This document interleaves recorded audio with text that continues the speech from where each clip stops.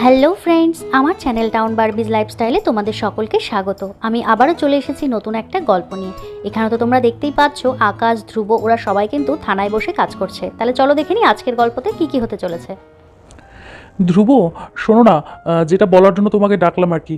আজ তো রাখি, তুমি তো জানো। আর আমাকে একটু তাড়াতাড়ি বাড়িতে যেতে হবে আজকে, বুঝলে? কারণ বর্ষা কিন্তু আমাকে বারবার করে বলে দিয়েছে যে দাদা তাড়াতাড়ি বাড়িতে আসতে হবে।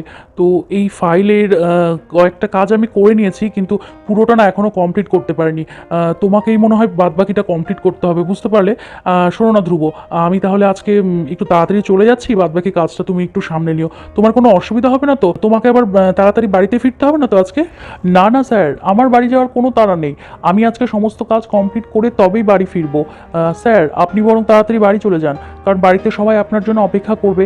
আর বর্ষা তো আপনার জন্য অপেক্ষা করে থাকবে আপনাকে রাখি পরাবার জন্য। আজকে রাখি পূর্ণিমা, আমি সেটা খুব ভালো করেই জানি। আপনি বরং দেরি করবেন না, আমি এদিকটা সবটা সামলে নেব। আপনাকে একদম চিন্তা করতে হবে না, সব কাজ আমি শেষ করে তবেই বাড়ি ফিরবো। থ্যাংক ইউ সো মাচ ধ্রুব, আমি জানতাম তুমি সবটা সামলে নেবে। কিন্তু আমি বলছিলাম যে তোমারও তো আজকে কোথাও ইনভিটেশন থাকতেই পারে, তুমি আবার আমার জন্য সেটা ক্যান্সেল করে দিচ্ছ না তো? তুমি কিন্তু আমাকে বলতে পারো, তাহলে কিন্তু আমি অন্য কাউকে এই কাজের দায়িত্বটা দিয়ে যাব। না না স্যার, আমার ইনভিটেশন নেই। যদিও থাকে তাহলে আমি আপনাকে বলবো না কেন? না না স্যার, আমার কোথাও যাওয়ার নেই, কোনো তাড়া নেই আমার। আসলে আমার দিদির বিয়ে হয়ে যাওয়ার পর থেকে রাখি আর সেভাবে নিজের লোকের কাছ থেকে পড়া হয় না। দিদির আসলে অনেক দিন আগে আর অনেক দূরে বিয়ে হয়েছে, তাই বছরে একবার ওই পুজোর সময়ই আসতে পারে, তাছাড়া আসতে পারে না। তাই আমার আর রাখিও পড়া হয় না। কিন্তু তার জন্য আমার কোনো মন খারাপ হয় না। স্যার, আপনি কিন্তু দেরি করছেন, আপনি তাড়াতাড়ি বেরিয়ে যান। কি বলছো ধ্রুব, তোমার দিদি আছে? আমি তো এই কথাটা জানতামই না। এই আজকেই জানলাম যে তোমার একজন দিদিও আছে। আমি তো ভাবতাম তুমি একাই ছেলে। তুমি এতদিন কেন বলনি? আচ্ছা, ওনাদের সাথে তো পরিচয় হয়নি আমাদের। ওই এবার পুজোতে আসলে কিন্তু অবশ্যই আমাদের বাড়িতে নিয়ে আসবে, আর ওনাদের সাথে কিন্তু পরিচয় অবশ্যই করাবে। ও আচ্ছা স্যার, আপনারা কেউ জানতেন না যে আমার দিদি আছে? আসলে সেভাবে হয়তো কোনোদিনও কথা ওঠেনি, ওই জন্য আপনাদেরকে বলতেও পারিনি। হ্যাঁ স্যার, সত্যি আমার দিদি আছে এবং আমার জামাইবাবু আছেন। অনেক দূরে বিয়ে হয়েছে জন্য দিদি সচরাচর আসতে পারে না, ওই বছরে একবার করে আসে, আবার কোনো কোনো বছর হয়তো আসতেও পারে না। আসলে দুজনেই জব করে তো, তো সেই জন্য ছুটি ভীষণ কম, তাই আসতে পারে না, আর সেভাবে দেখাও হয় না। মা বাবা ভীষণ মন খারাপ করে, আমারও খারাপ লাগে, কিন্তু এই তো এই রাখির দিনে পাড়ার বাচ্চারা সব পড়িয়ে দেয়, ব্যাস ওতেই হয়ে যায়, ওটাই আমার আনন্দ। আমার কিন্তু ভীষণ ভালো লাগলো ধ্রুব এটা জেনে যে তোমার দিদি জামাইবাবু রয়েছেন। আর ওনারা পুজোর সময় আসলে কিন্তু অবশ্যই পরিচয় করাবে, আমাদের বাড়িতেও নিয়ে আসতে হবে, ভালো লাগবে ওনাদের সাথে পরিচয় হলেও। আচ্ছা ধ্রুব, এবার কিন্তু আমি যাই, বুঝলে? বর্ষা কিন্তু অনেকক্ষণ থেকেই হয়তো অপেক্ষা করে আছে আমার জন্য। আমি তাহলে আসি, তুমি কাজগুলো করে নিও। আর তুমিও চলে এসো আমাদের বাড়িতে, আড্ডা হবে সবাই মিলে। হ্যাঁ হ্যাঁ স্যার, নিশ্চয়ই যাব। স্যার, এবার আপনি আর দেরি করবেন না, এবার আপনি বেরিয়ে যান, আমি সবটা সামলে নেব। আকাশ আর ধ্রুব তো এখানে কথাই বলছিল, আর তখনই সেখানে সেই লেডি পুলিশ কনস্টেবল রাখি হাতে নিয়ে চলে আসে। আকাশ স্যার, আগে যাবেন না প্লিজ স্যার, একটু দাঁড়ান। আজকে তো রাখি পূর্ণিমা, তাই আপনাদের সবার জন্য আমি রাখি নিয়ে এসেছি। প্লিজ রাখিটা পরে তারপর যাবেন। কি বলছেন রিয়া ম্যাডাম, আপনি আমাদের সকলের জন্য রাখি এনেছেন? আচ্ছা, এনেছেন যখন কেন পরবো না, নিশ্চয়ই পরবো। আসুন তাহলে রাখিটা পরিয়ে দিন। হ্যাঁ স্যার, আমি রাখি নিয়ে এসেছি। আজকে এত ভালো একটা দিন, তাই আপনাদের সবার জন্য আমি রাখি এনেছি। আপনাদের সবাইকে আমি পরাবো। আমি আপনাকে, ধ্রুব স্যারকে, চিন্টু বাবুকে সবাইকে কিন্তু রাখি পরাবো। আর আপনারা সবাই কিন্তু আমার আজকে থেকে দাদা হয়ে গেলেন। আমাকে রক্ষা করার দায়িত্ব কিন্তু আপনাদের। শুধু আমাকে না, আমার মতো প্রতিটা মেয়ে, দিদি, বোন সবাইকে কিন্তু রক্ষার দায়িত্ব এখন আপনাদের কাঁধে। ওরে বাপরে, বিরাট দায়িত্ব দিয়ে দিলেন তো রিয়া ম্যাডাম আমাদের কাঁধে। দেখুন, আপনারা মেয়েরা নিজেরাই কিন্তু অনেক স্ট্রং, আপনারা চাইলে সমস্ত কিছু করতে পারেন। এমনি তো মেয়েদেরকে আর দশভুজা বলা হয় না, তাই না?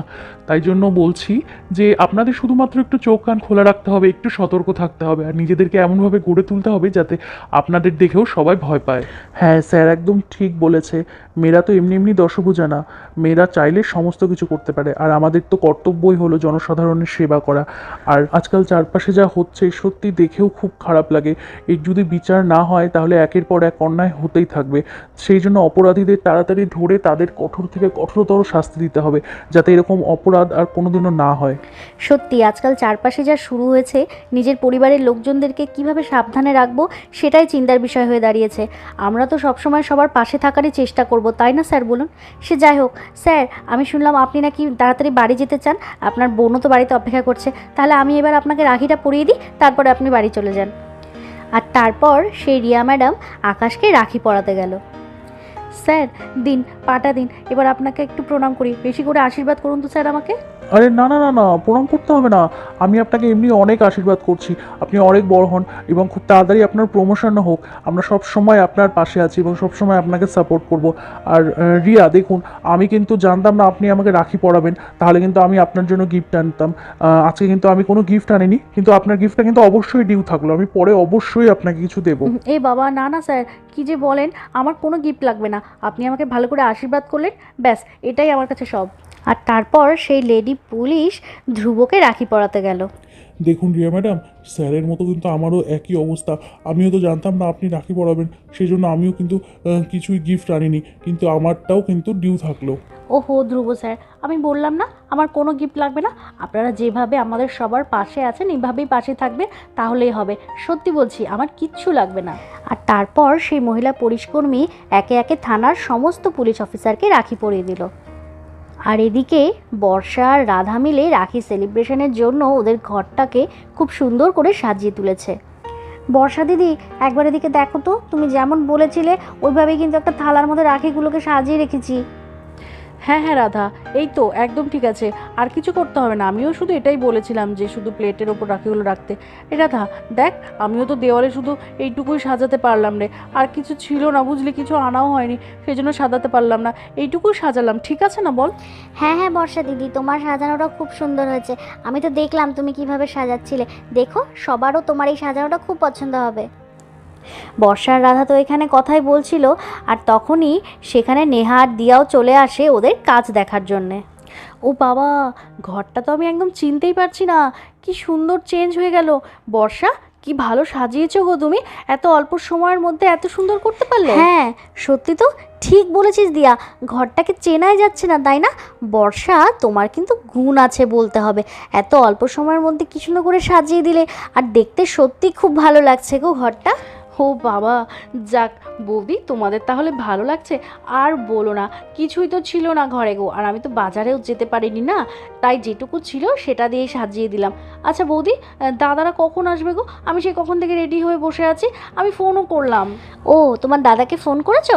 তাহলে চলে আসবে, ঠিক চলে আসবে। আসলে বুঝতেই পারছো, থানাতে অনেক রকম কাজ থাকে তাই না, সেগুলো কমপ্লিট করে আসতে হবে।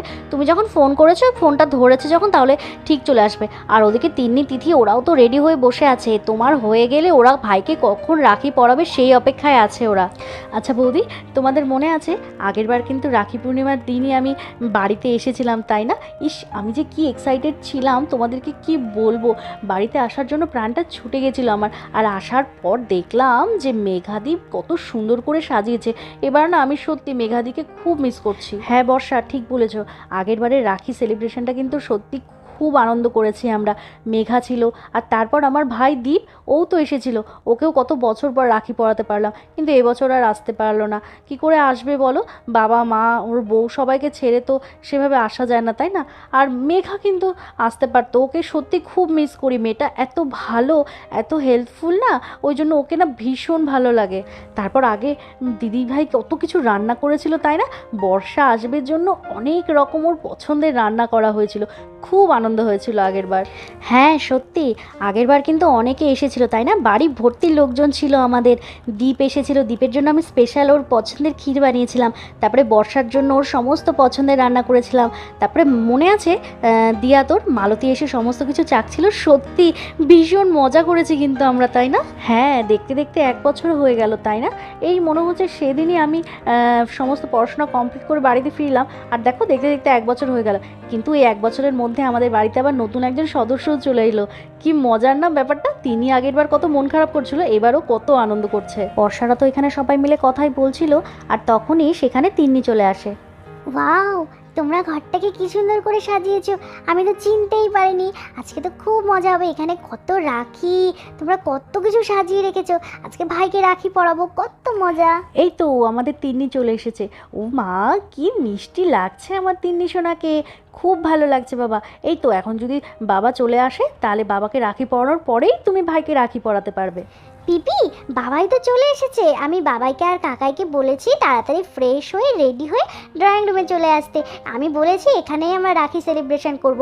আর ওদিকে ঠাম্মিও ভাইকে নিয়ে আসছে, সবাই মিলে আমরা এখানে একসাথে রাখি সেলিব্রেশন করব। ও তাই, বাবাই চলে এসেছে? খুব ভালো করেছো তিন্নি, তুমি সবাইকে এই ঘরে আসতে বলে দিয়েছো। এই ঘরেই তো আমরা রাখি পরাবো। বড় বৌদি, দাদারা তো তাহলে চলে এসেছে, তাহলে তুমি কি কি লাগবে সব কিছু তাহলে একটু রেডি করে দিও। এখনই কিন্তু তাহলে আমরা রাখিটা পরিয়ে দেবো, তারপরে খুব খিদে পেয়ে গেছে, খেয়ে নেবো। তাহলে বন্ধুরা, তোমরা কিন্তু আজকের গল্পে দেখতেই পেলে আকাশদের থানায় কিন্তু রাখি সেলিব্রেশন হলো। আর এখানে কিন্তু বর্ষা ও আকাশ আর নীলের জন্য অপেক্ষা করে বসে আছে যে ওদেরকে রাখি পরাবে। তাহলে পরবর্তী পর্বে কিন্তু তোমরা দেখতে পাবে আকাশ আর নীলকে বর্ষা রাখি পরাবে, আর তিন্নিও কিন্তু ওর ছোট্ট ভাইকে রাখি পরাবে। তাহলে আগামী পর্বগুলো দেখতে হলে অবশ্যই আমাদের চ্যানেলটাকে সাবস্ক্রাইব করে দিও। তাহলে আজকের মতো গল্পটা এখানে শেষ করছি। তোমরা সবাই ভালো থেকো, সুস্থ থেকো, সাবধানে থেকো, টাটা।